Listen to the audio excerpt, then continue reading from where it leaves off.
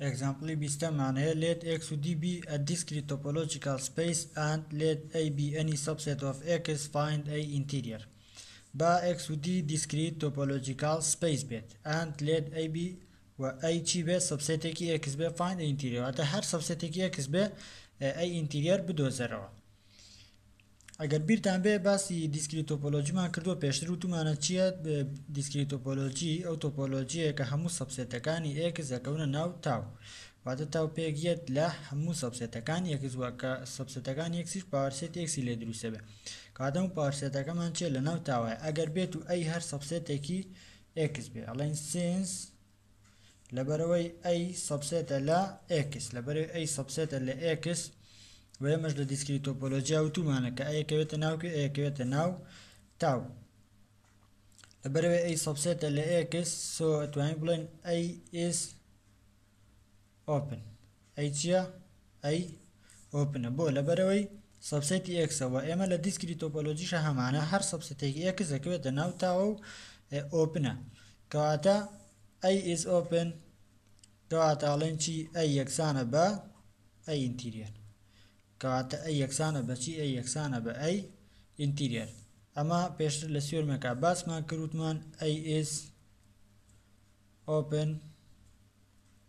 if and only if أي يكسان بأي interior أجر أي يكسان بأي interior open وأجر open بو أي يكسان بأي interior يسمى زين أي شيء open كواتا لين شيء أي يكسان بأي interior كواتا interior بو أي بدوزينوا أي هر سيتك به سيتك كاتا خويش كسيتك كمان open definition penase ki nu man hay lera let x without be a topological space and a subset with x then the point x is said to be an exterior point of a if x is the interior of a complement or there exists an open set G such that x in G subset of a complement lera x without her topological space ek be o ek man be subset be x أو point x p أو 3 exterior point بو أي أجر هاتو x interior بو أي complement وعتا أجر هر أيك معنها بيت أبي أم x interior بو أي complement أكا ياخد open set أيك معنها بيت وكو جيبون منا x يتيابه وبكيوتناو أي complement أو x يتيابه وبكيوتناو أي complement أو أما p أو 3 p أو 3 exterior point أجر هاتو point أكا تشيبو interior بو complement يسيتكا The set of all exterior points of A is called the exterior of A and denoted by exterior A or A exterior. Seti همو exterior point كان واتا أو point يعني ابن exterior بو setك هميان ابن بچي ابن با exterior اگر هميان كوب كن ولا ناو setك أو ابن بچي با exterior A وبم شوازة ياخد بم شوازة هما أكيد.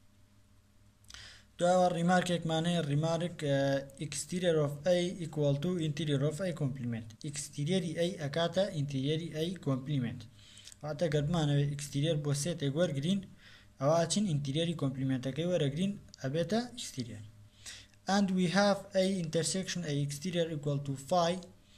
و A intersection A exterior أكاتا شيء أكاتا phi شو هيج point كي A نابت exterior point بو A that is no point of A can be exterior point وata each point taking now A nabe bachi ba exterior point bo A دوم exterior of A is the largest open set which contained in a complement exterior A gauratrin open seta ka gauratrin open seta ka kotota now kyo kotota now a complement wata همو setani ka hamana exterior أي جورترين يعني وقتها جورترين open set كتبت ناوكيو ناو أي complement إن جامش بهمان شوي interior كمالك property هيا properties of exterior سيور مينويم let x without be a topological space and a و b subset of x با x without topological space بيت و a و b subset بين ل x زين أو يكم exterior x equal to phi exterior phi equal to x اگر بين exterior بو a بدوزين exterior بو x بدوزينو اكاتا phi و اگر بو phi بدوزينو اكاتا x دوم exterior of a subset لا a complement exterior a تيا subset لا a complement سێم ئەکستیریەری A یەکسانە بە ئەکستیریەری A هەمووی کۆمپلیمنت. چوارم if A سەبسێت بێ لە B زێن ئەکستیریەری B سەبسێتە لە ئەکستیریەری A. ئەگەر A سەبسێت بێ لە B ئەوە ئەکستیریەری B سەبسێتە لە ئەکستیریەری A. ئینتیریەری A سەبسێتە لە ئەکستیریەری A. ئینتیریەری A وەرگرین سەبسێتە بێت لە ئەکستیریەری A. ئەکستیریەری A union B یەکسانە بە ئەکستیریەری A intersection ئەکستیریەری B. و ئەکستیریەری A union B یەکسانە بێ بەچی بە ئەکستیریەری A intersection ئەکستیریەری B. ئێمە ئێستا چەندانێک لەمانە پروڤەکەین و ئەوانیکە بەجێ هەڵین بۆ بینەری ئەم ڤیدیۆیە خۆی پروڤیانکە بۆیە چکە پروڤەکانیان ئاسانە و تەنها بەزانی یەک دوو دانیان نتوانین بە هەمان شێوە ئەوانی تریش بسەلمێنین.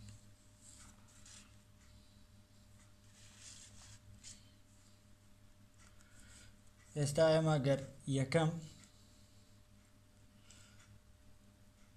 ئەکستیریەری ئێکس یەکسانە بە فای. ئێستا ئەمە ئەسلمێنین بزانین ئایا یەکسانە بە فای یاخود نا. ئێمە وتمان ئەکستیریەری هەر سێتێک ئەکستیریەری ئێکس وتمانە کاتە چێکاتە ئینتیریەری ئێکس کۆمپلیمنت. ئینتیریەری ئێکس کۆمپلیمنتیشە کاتە چیە؟ کاتە ئینتیریەری فای. و پێشتریش هەمانە ئینتیریەری فایە رەکاتەوە چیە؟ رەکاتەوە فای. بۆ لەبەرەوەی فای ئۆپنە کاتە ئینتیریەرەکەی ئەکاتە خۆی کاتە ئینتیریەری فای ئەکاتەوە فای. ئەگەر بین چوارەم دانە پروف بکەین. چوارەم if A subset of B then ئەکستیریەری B سەبسێتە لە ئەکستیریەری A. ئێستا ئێمە ئێکسێک وەرەگرین لە ئەکستیریەری B ئەیسەلمێنەوە ئێکسێ لەکوێ؟ لە ئەکستیریەری A. لێت ئێکس بادانە بێ لە ئەکستیریەری B. لەبەرەوەی ئێکس دانەیە لە ئەکستیریەری B کەواتە ئەتوانین بڵێن there exist open set G such that ئێکس دانەیە لە G سەبسێتە لە B کۆمپلیمنت. ئەمە پێناسەی یەکێک بوو لە پێناسەکان ئەکستیریەر کە وتمان بەم شێوە ئاساکرێت. ئێستا گەر سێتێک سەبسێت بێت لە B کۆمپلیمنت ئەتوانین بڵێن ئەو سێتە چی نییە؟ سەبسێت نییە لە B. کەواتە لێرەوە ئەتوانین بڵێن ئێکس دانەیە لە G و G سەبسێت نییە لەکوێ؟ لە B. G سەبسێت نییە لە B. ئێستا ئێکس دانەیە لە G و سەبسێت نییە لە B. ئەگەر ئێکسێک لەناو یاخود سێتێک یاخود ئێکسێک لەناو بیان نەبێت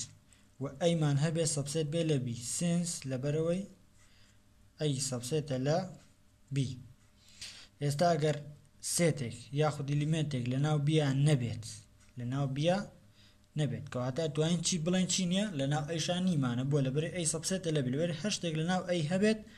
لەناو B هەیە. ئەگەر شتێک لەناو B نەبوو لەناو ئەیە نییە. لەناو ئەیە نییە. کەواتە لێرەوە هەتاڵێن لەبەرەوەی ئەی سەبسێتە لە B کەواتە توانین بڵێن چی؟ توانین بڵێن ئێکس دانەیە لە G سەبسێتیش نییە لەکێ؟ لە A. کەواتە ئەڵێن ئێکس دانەیە لە G سەبسێت نییە لە A. کەواتە لێرەوە توانین بڵێن چی؟ توانین بڵێن ئێکس دانەیە لە G سەبسێتە لە A کۆمپلیمنت. ئێکس دانەیە لە G سەبسێتە لە A کۆمپلیمنت بۆ لەبەرەوەی لە A نەبوو کەواتە لە A کۆمپلیمنتە بە دڵنیاییەوە هەمانە. ئەمەش کە هەمانە پێناسەی چیە؟ پێناسەی ئەکستیریەری A. کەواتە سۆ توانین بڵێن ئێکس دانەیە لە ئەکستیریەری A. کەواتە لێرەوە بۆمان دەرچووکە ئەکستیریەری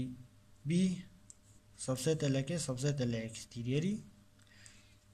سەبسێتە لە ئەکستیریەری A. ئەگەر بین پێنجەم دانە پروف بکەین. پێنجەم ئینتیریەری A سەبسێتە لە ئەکستیریەری A. با ئێکسێک لە ئینتیریەری A وەرگرین لێت ئێکس دانەیە لە ئینتیریەری A. ئەگەر ئێکس لە ئینتیریەری A بێت کەواتە توانین بڵێن there exist open set there is open set g صد ذات كواتا open set يكيوكو g معناها كا x دانه ل g و subset ل اي اما بناسي interiori اي مان كردوا واتا x دانه ل g subset ل اي اگر x دانه به ل g subset به ل اي كواتا ليروا اتوين بلين x دانه ل g و subset نيه لكوي ل اي complement كواتا اتوين بلين x دانه ل g subset نيه ل اي complement بولا بري subset بولا جي امرج يعني چي امرج يعني اتوين بلين x دانه ل exteriori اي دانه نيه اتوين بلين x دانه نيه ببرن اتوين بلين x دانه نيه لكوي ل exteriori اي اگر x دانه نبه ل exteriori اي كواتا اتوين بلين x دانه لكوي ل اگر x معناها بيت دانه نبه ل exteriori اي x دانه ل exteriori اي كواتا الين اگر هاتو x لناو سيتك نبو او بدلنيايه ولا كوي هي ل exterior كي هي استايما x دانه نيه ل exteriori اي كواتا توين بلين x دانه ل exteriori اي كواتا توين بلين ام سيتا لكوي هي ل exteriori اي اما وكو سيتك اگر حسابي بوبكن چكو خو هر سيتك اما جو بو سيتك هنا بيشاي خو مانولين اگر x لناو ام سيتا نبو او بدلنيايه ولا ناو exteriori او سيتا همانا كواتا لي روبا ماندره كوي كچيا interiori اي subset لا exteriori اي subset لا exteriori اي دواء وچی معناه دواء بناسيك معناه كبناسك بمعنولت let x without be a topological space and a subset of x then a point x double x is said to be limit point or accumulation or cluster point of A if and only if every neighborhood of x contains a point of A different from x that is for all neighborhood of x ناقصا x intersection A equal not of phi واتا اگر هاتو x topological space یک بیت و ای subset بل x او point x دان ل x بيوتري limit point كما زورترين خوينكار كشي لم بابتها هي لم limit point هي لما جولدين بجوان روني كينو ياخد accumulation point بيوتري cluster point شي بيوتري بو اي اگر هاتو همو neighborhood بو x point کی تیابه جواز بل x واتا جگل x point کی تري تیابه لناو اي واتا جگل x point کی تري اي تیابه ياخد بو همو neighborhood x ناقصا x کا intersection a بيبكن يكسان نبي بفاي واتا اگر هاتو ام point ما لناو neighborhood کا دركر intersection a بيبكن يكسان نبي بفاي the set of all limit points of A is called derived set of A and shall be denoted by d of A set همو limit point كاني A بيوتري derived set بو A و دينوتا كريوات بشان دري بچي d of A هسه example 21 معنی لرا حول دين limit point بجواني رون كينو let x equal to a b c با x ماكسان با a و b و c تايش ماكسان با phi b c x and let a equal to a و b با x مان يكسان با a و b و c و تاو مان يكسان با phi و b c لقل b و c و x and a مان يكسان با a و b ليرا اگر دقت بي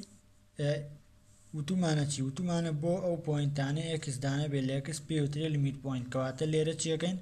پوینت تاكاني x تاقيكن و پوینت تاكاني x بريتين لچی ل a b c بريتين ل a و b و c يستيما ببي بيناسكا بيس همو نيبرهودكاني بو a بدوزينو همو نيبرهودكان بو a چند نيبرهود مان هيا بو a ليرا فاينا بتا نيبرهود b و c BC هیچ پوینت هیچ سیدک معنی اجگل x که ای تیابه لیره که تنهاس نیبرود بو اوی ببید به نیبرود بو ای بریتیه ل x تنیا x معنی x بریتیه ل چی؟ بریتیه ل ای و b و c ئایا ئەم AUBC کە هەمانە x لێ پوینتەکەی لێ دەرکەین پوینتەکە بریتە لە چی لێرە بریتە لە A کاتە گەربێن AUBC A لێ دەربێنین AUBC ناقسن A ئەکاتە چی ئەکاتە B و C ئێستا ئەمەی کە هەمە بریتە لە نەیبەرهودەکە ناقسن پوینتەکە ئەمە نەیبەرهودەکەیە ناقسن پوینتەکە کردیە چی کردیە B و C ئایا ئینتەرسێکشنی A پێ بکەم یەکسان ئەبێت بە فای ئایا B و C ئینتەرسێکشنی A و B بکەم ئەبێتە فای نەخێر نابێتە فای چکە ئەکاتە B کەواتە ئەمە یەکسان نییە بە فای کەواتە هەموو نێبەرودەکانمان دۆزیەوە بۆ A هەموو نێبەرودەکان بریتی بوون لە چی تەنها یەک نێبەرود بوو هەموو نێبەرودەکان کە بریتی بوو لە X ئەم ئێکسات پوینتەکەمان لێ دەرکرد ئەیەکەمان لێ دەرکرد ئینتەرسێکشنی ئەم ئەیەمان کرد نەبوو بە فای کەواتە ئەڵێن ئێستا A is limit point of A کەواتە A limit point بۆ A ئەگەر بین بۆ B تاقیب بکەینەوە لەبەرەوەی B مان هەیە لێرە لەبەرەوەی B مان هەیە بە سینگلتن سێتی کەواتە هەر سەبسێتێکی X B تیا بێبێ بە نێبەرهود بۆ B ئەو سەبسێتانە X بریتین لە چی ئەمە B مان هەیە B و C مان هەیە B و A مان هەیە لەگەڵ چی ترمان هەیە لەگەڵ X-مان هەیە ئەم 1 2 3 4 ئەم 4 سێتە بن بە نێبەرهود بۆ کێ بۆ B ئەبن بە نێبەرهود بۆ B ئایا B ناقسن B بکەم ئەمە کاتە چی ئەکاتە فای ئەگەر ئینتەرسێکشنی A پێ بکەین یەکسان ئەبێت بە چی بە فای یەکسان ئەبێت بە فای ئێستا ئێمە لێرە تەنها یەک نێبەرودمان دۆزیەوە کە ئینتەرسێکشنی A پێ بکەین ئەکاتە فای بۆ پوینتی جی بۆ پوینتی B مادام یەک نێبەرودمان دەستکەوت ئینتەرسێکشنی A پێ بکەین ئەکاتە فای ئیتر ناچین بۆ ئەوانی تر واتە ئەم سیانەتر پێویست ناکات تاقی بکەیتەوە بۆ چکە نێبەرودێکم دەستکەوت بە دەوری بیە کە ناقسن B بکەم ئینتەرسێکشنی A بکەم ئەکاتە چی ئەکاتە فای so B is not limit point of A کەواتە B limit point نییە بۆ A بۆ لەبەرەوەی نەیبەرهودێکم دەستکەوت کە ناقسی بیم کرد یەکسان بوو بە هەر شتێکری ماگە فایش نەبێ شتێکی تریش بە ئینتەرسێکشنی پێ بکەن کاتە فای هەر نایە بە limit point کەواتە لێرە فای دەرچوو ئینتەرسێکشنی A پێ بکەین کردیە فای کەواتە B نابێتە limit point ئەگەر بۆ C تاقیب بکەینەوە نێبەرودەکانی C لەبەرەوەی لێرە C مان هەیە بە سینگلتن سێتی کەواتە هەر سەبسێتێکی X C تیابێ ئەبێ بە نێبەرهود بۆ کێ بۆ C کەواتە نێبەرودەکانی C بریتین لە C B و C A و C و X ئێستا دووبارە C ئەگەر ناقسی C بکەین یەکسان ئەبێ بە فای ئینتەرسێکشنی A پێ بکەین ئەکاتە چی ئەکاتە فای لەبەری ئەمیش بە هەمان شێوە نێبەرهودێکمان دۆزیەوە بۆ پوینتی C کە ناقسی پوینتی C مان کرد ئینتەرسێکشنی A کردیە فای کەواتە ئەڵێن so C is not limit point of A کەواتە سیش بە هەمان شێوە سیش limit point نییە بۆ A لەبەرەوەی نێبەرهودێکم دەستکەوت بە دەوری سیا ناقسی سیم کرد ئینتەرسێکشنی A کردیە چی کردیە فای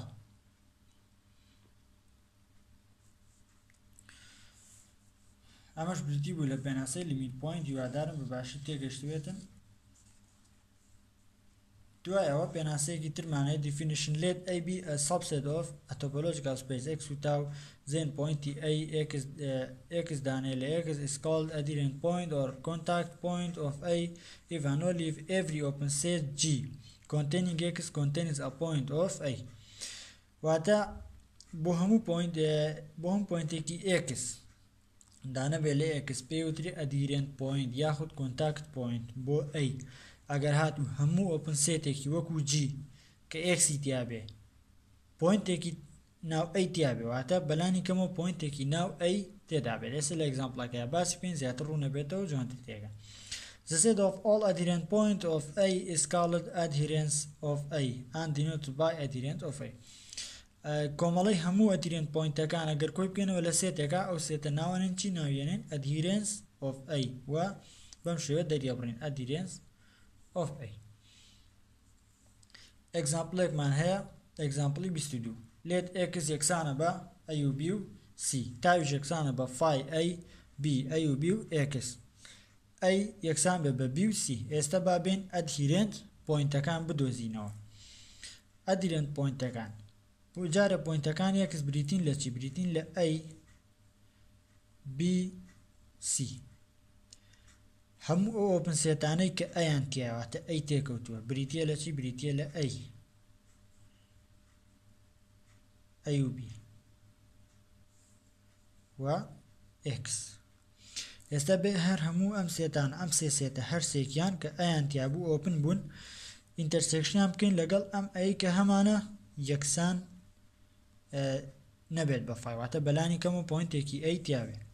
ئێستا پۆینتی ئەی ئینتەرسێکشنی ئەی بکەین ئەکاتە چی ئەیمان بریتە لە B و C ئەی ئینتەرسێکشنی ئەی بکەین ئەکاتە فای کەواتە ئەی چییە ئەی is not adherent کەواتە ئەی چی نییە ئەدهیرێن نییە بۆ لەبەرەوە یەکێک لە سێتەکانمان دەست کەوت ئینتەرسێکشنی ئەیمان کرد یەکسان بوو بە فای یەکێک لە سێتەکانمان دەستکەوت ئینتەرسێکشنی ئەیمان کرد یەکسان بوو بەچی بە فای کەواتە ئەی ئەدهیرێن پۆین نییە بۆ B ئەگەر تاقیبکەین هەموو ئۆپن سێتانەی بیان تایە بریتە لە چی بریتە لە B و A و B A و B لەگەڵ کێ لەگەڵ x ئێستا گەر بێت ئەم سێ ئۆپن سێتە ئینتەرسێکشنی B و C بکەین B ئینتەرسێکشنی A ئەکاتە چی ئەکاتە B مانەیە لێرەش B مانەیە کاتە ئینتەرسێکشنەکەیان ئەکاتە B ئەگەر A و B ئینتەرسێکشنی A پێ بکەین ئەکاتە چی ئەمیشە دەکاتە B بۆ لەبەرەوەی B لە هەردوو لا هەیە ئەگەر xیش ئینتەرسێکشنی ئەی پێ بکەین ئەکاتە چی ئەکاتە ئەی هیچ کام لەم سیانە چی نەبوون یەکسان نەبوون بە فای و تەنها ئەو سێ ئۆپن سێتەمان هەبوو کە بیان تیا بێت و هەرسێکیشمان ئینتەرسێکشنی ئەی کرد هیچیان فای نەبوون کەواتە ئەڵێن B is adherent point کەواتە B چیە B adherent pointە بۆ لەبەرەی هەر ئۆپن سێتێکمە بوو کە B تیا بوو هێنام ئینتەرسێکشن پێ کرد لەگەڵ ئەیە هیچیان نەکردە فای کەواتە B چیە B adherent pointە ئەگەر بۆ سیەکە تاقیب بکەینەوە بۆ سی ئەو ئۆپن سێتانەی کە سیان تایە فای تیان نیە ئەیش سی تیان نیە بیش بە هەمان شێوە سی تیان نیە ئەی و بیش چی تیان نیە سی تیان نیە تەنیا چیمانێت تەنیا x مانەیە کە سی تیا بێت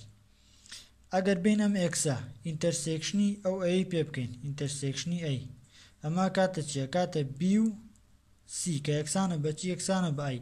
یەکسان نەبوو بە فای یەکسان نەبوو بە فای